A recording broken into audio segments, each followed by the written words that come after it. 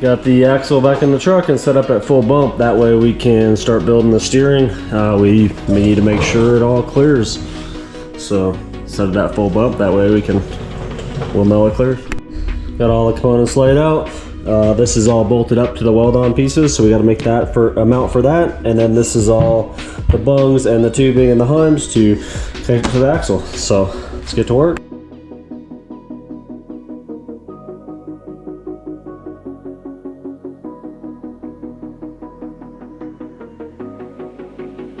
So it's an 1.5-inch inner diameter, so we can use an 1.5-inch drill bit and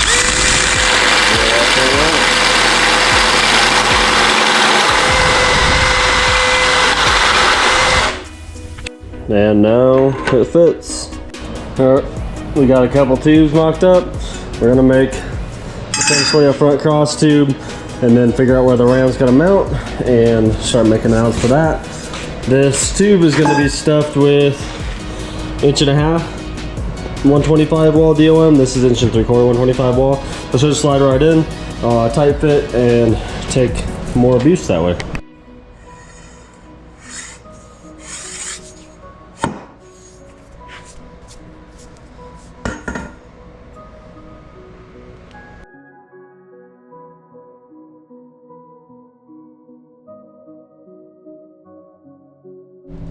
Clearances will be pretty tight at full bump, but we'll drop this down behind the tube a little bit, make some brackets, and make sure the diff cover can still come off and the diff can still come out for servicing later on. And then, yeah, we'll weld it out.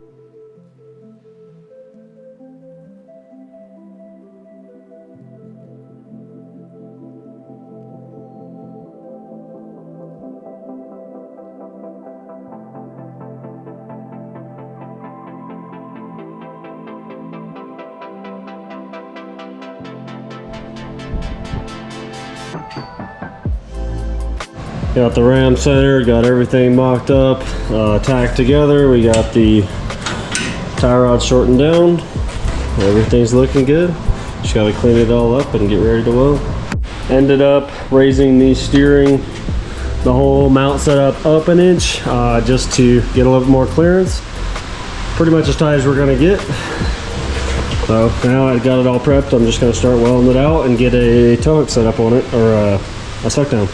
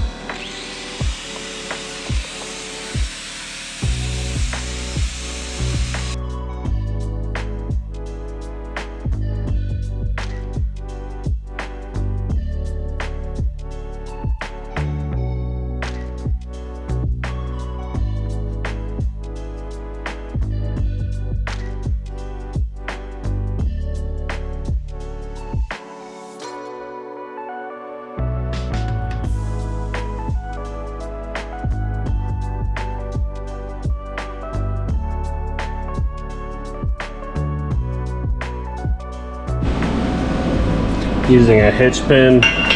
Slide in, super simple, super easy, and that will be the suck down point.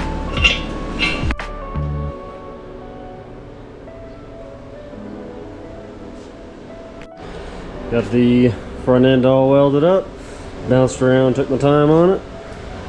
Now we'll just let it cool off a little bit and then we'll put the ram back on.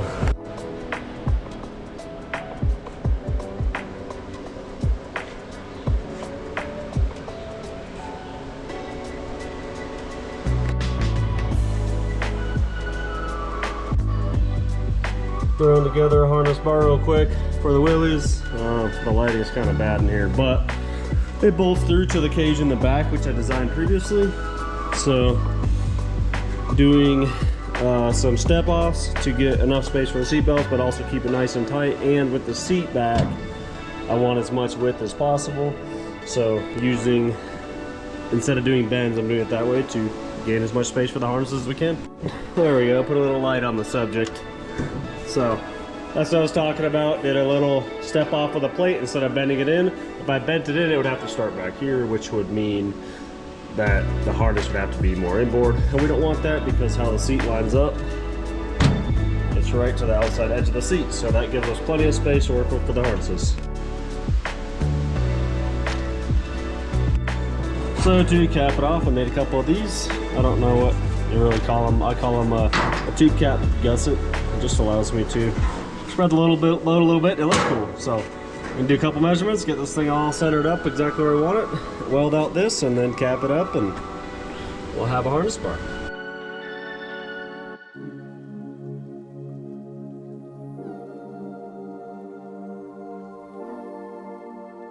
Pulled the harness bar out. That way we can fully weld everything on the table and get the backside.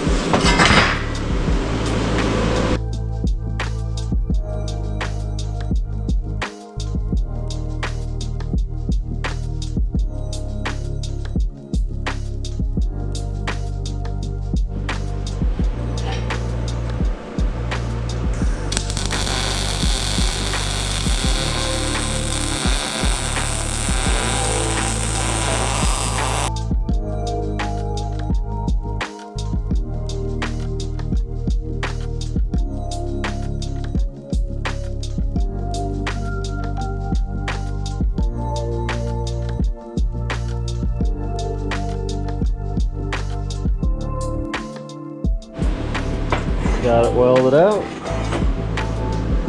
Let it cool off a little bit. We'll get it back in the truck. Thanks for watching. Stay tuned for the next build.